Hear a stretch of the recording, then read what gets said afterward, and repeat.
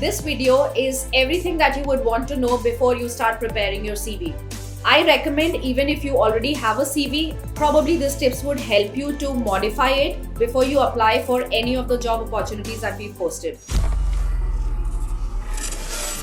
So when you sit to prepare your CV, these are a few things that you need to keep in mind. The ideal space or the ideal length of a CV is 1 page. That's ideal. However, if you're an experienced candidate and you want to write or highlight all the information, 2 pages is maximum that you should be going for. Secondly, adding a photograph to a CV is absolutely optional. My recommendation is avoidable unless you're really applying for a few roles, which becomes mandatory for you to put your photograph there. Third is try and make your CV absolutely crisp and concise. All the information that you put in there has to be relevant, but you do not write too much in detail just for filling space if you even have to make it a 1 pager. This is more in the context of freshers. So once I run through all the information, specific to the probably the employer or your internship and all the details, you'll get to know more. But in short, do not make it too long and descriptive. A lot of candidates believe that adding icons and color and other images just makes the CV attractive. But trust me, for a recruiter or for a HR person, all that matters is what information is relevant for the recruiter to understand the candidate, his credentials, his skills, and how relevant is the person for the job. That's it. Nothing else which is fancy would attract a recruiter. Okay, so these are the general tips. Now, if I have to break it down and help you or assist you to prepare a CV, let's just start from the beginning.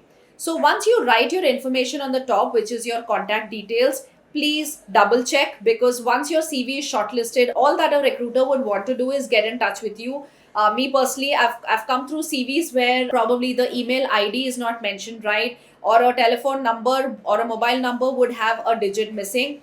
Again, not so common mistakes, but it does happen. So double check when you put your contact information there. Second important is in your CV is the summary, something that talks about you, your credentials, and why would a person see you fit for a specific role or for an organization.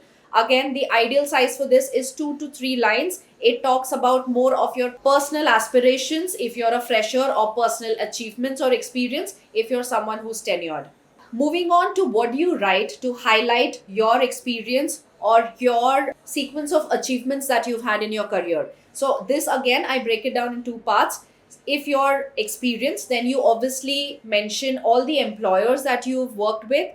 Please specify the time period. That's again very important for a recruiter to understand how has your career progressed in terms of the time period versus promotions to the complete tenure in each of the organization. It also helps us understand about the stability in the candidate who's applying for your organization or for the role. Again, when you're writing about each of the employers and the time period, what you need to write or do mention is what is the role that you've played in that organization.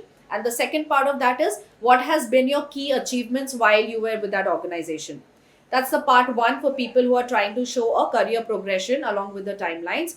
For people who are freshers or probably who've had just a couple of internship experiences, please go ahead and write about all the internships that you've had, even if it's a short one, even if it was part-time internship, even if it moved from a marketing to sales to something ad hoc, please mention, because it does show that you have worked with a team or a kind of a setup that could add value, and you're not absolutely a fresher who just comes out of college.